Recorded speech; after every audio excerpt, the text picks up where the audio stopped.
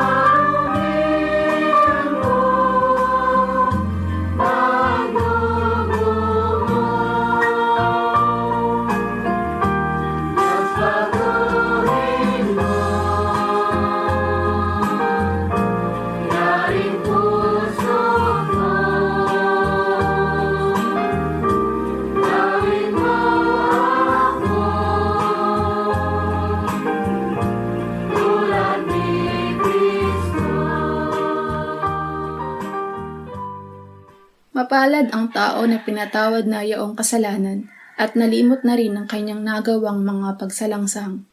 Mapalad ang taong sa harap ng Panginoon ay di na pinararatangan ng kasalanan, dahilan sa siya ay hindi nanlilinlang. Noong hindi ko pa naipahayag yaring kasalanan, sa buong maghapon ako'y nananangis sa matinding lumbay. Sa araw at gabi, bigat ng kamay mo ang nararamdaman. Ano pa't wala nang nalalabi akong lakas sa katawan. Hamog ang kaparis, dagling na tayo sa sikat ng araw. Ako ay lumapit sa iyong harapan at salay inamin. Ang aking nagawang mga pagsalansang di ko inilihim. Pinagpasyahan ko ang lahat ng ito sa iyo'y idaing at aking natamo ang iyong patawad sa sala kong angkin. Mga minamahal, sinasabi sa unang Juan, Kabanata 1, Talata 9, kung ipinapahayag natin ang ating mga kasalanan, maaasahan nating ipatatawad sa atin ng Diyos ang mga ito at lilinisin tayo sa lahat ng ating kasamaan sapagkat siya ay tapat at matuwid. Salamat sa iyo, O Diyos. Pinatunayan mo ang iyong pag-ibig sa amin nang si Kristo ay mamatay para sa amin noong kami mga makasalanan pa. Ngayon ay buksan mo ang aming mga labi at kami ay magpupuri sa iyo.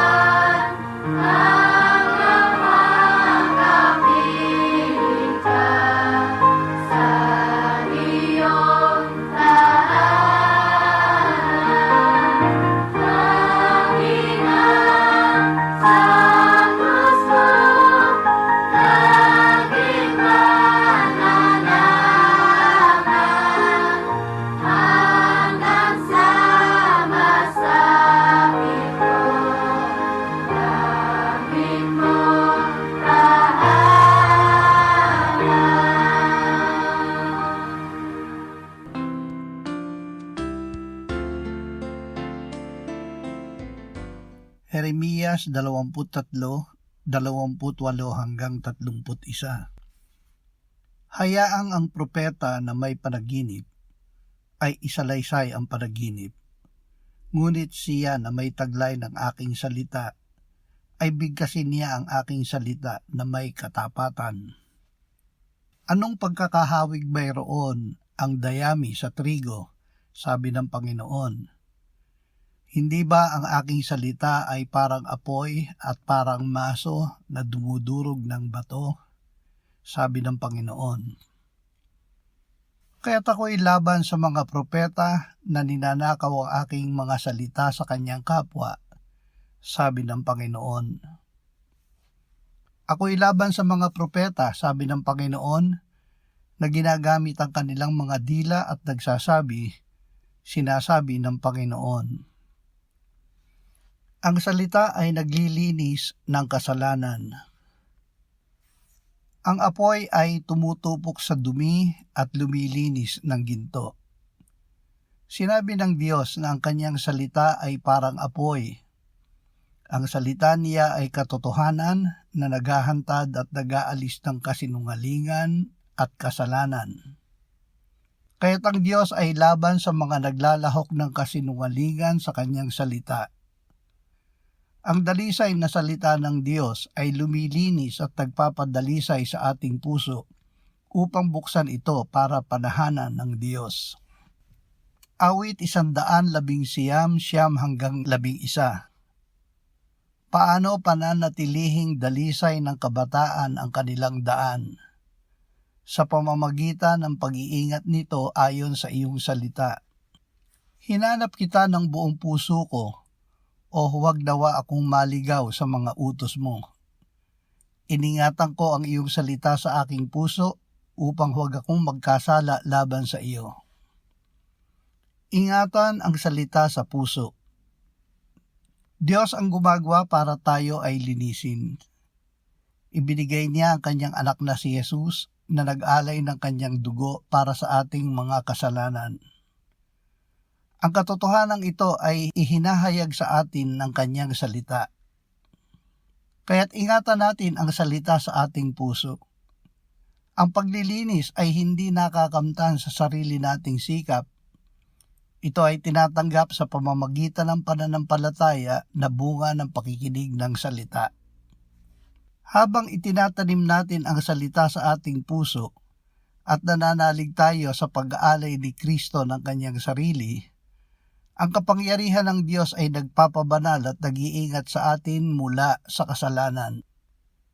Efeso 3:14-17. Dahil dito ay iniluluhod ko ang aking mga tuhod sa Ama, na sa Kanya'y ipinangalan ang bawat sambahayan sa langit at sa lupa, upang sa inyo'y ipagkaloob niya ayon sa kayamanan ng Kanyang kaluwalhatian, na kayo'y palakasin ng kapangyarihan sa pamamagitan ng kanyang espiritu sa pagkataong loob, upang si Kristo ay manirahan sa inyong mga puso sa pamamagitan ng pananampalataya, kung paanong kayo'y nag-uugat at tumitibay sa pag-ibig. Sa pamamagitan ng pananampalataya, ang paglilinis ng Diyos ay tinatanggap sa pamamagitan ng pananampalataya. Ang pananampalataya ay bunga ng pakikinig ng salita ng Diyos. Ito ay hindi pakiramdam kundi katiyakan sa gawa ng Diyos na kanyang ihinayag. Ito ay nagsisilbing tulay upang ang katotohanan na tayo ay nilinis na ng dugo ni Jesus ay makarating sa ating sariling karanasan.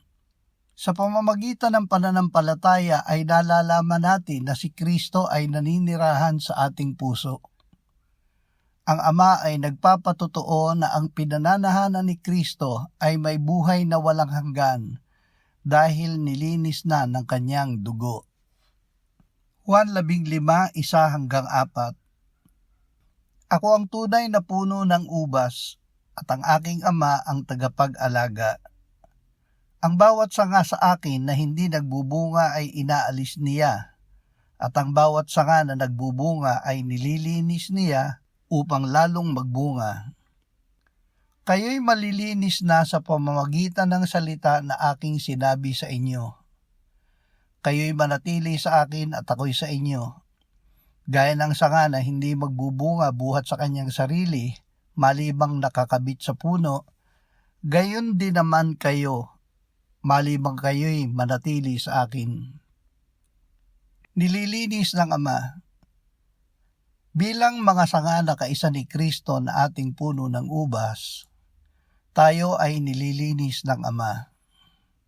Hindi layunin ng Ama na tayo ay parusahan o saktan sa pag-aalis niya ng ating mga sanga na hindi namumunga. Ginagawa niya ito upang tumubo ang bunga ni Kristo sa atin at tayo ay maging tunay na mapamunga. Tayo ay malinis na sa pamamagitan ng salita ni Kristo. Ang ating bahagi ay manatili na kaisa niya. Sa paraang ito ay dumadaloy sa atin sa pamamagitan ng Espiritu Santo ang buhay at kapangyarihan ni Kristo na namatay at muling nabuhay. Dahil sa dugo at sa salita.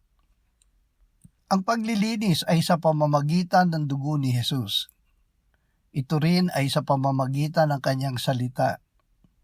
Ang salita ay nagpapatotoo sa dugo ni Jesus at sa kapangyarihan ng Diyos. Ito ay paglilinis sa pamamagitan ng pananampalataya. Ito ay gawa ng Diyos kaya't mabisa. Ngunit ito ay dapat tanggapin sa pamamagitan ng pananampalataya upang ating maranasan. Manalig na tayo ay malinis na dahil Diyos ang naglinis sa atin kahit tayo ay may kamalayang pasalaman. Ang pananalig ay hindi pakiramdam kundi paghawak ng isip at puso sa katotohanan ng Diyos na ipinahahayag ng kanyang salita.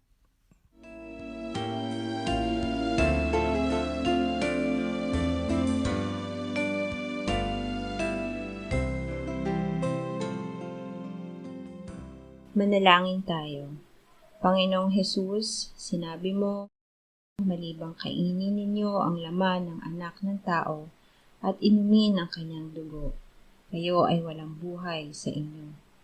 Ang sino mang kumakain ng aking laman at umiinom ng aking dugo ay may buhay na walang hanggan, at akin siyang muling bubuhayin sa huling araw. Sapagkat ang aking laman ay tunay na pagkain, at ang aking dugo ay tunay na inumin. Siya na kumakain ng aking laman at umiinom ng aking dugo ay nananahan sa akin at ako sa kanya. Kung paanong buhay ang Ama na nagsugo sa akin at ako ay nabubuhay sa pamamagitan ng Ama, gayon din siya na kumakain sa akin.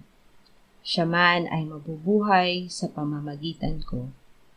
Panginoong Hesus, aming tagapagligtas, tinatanggap ka namin sa oras na ito bilang aming tinapay ng buhay.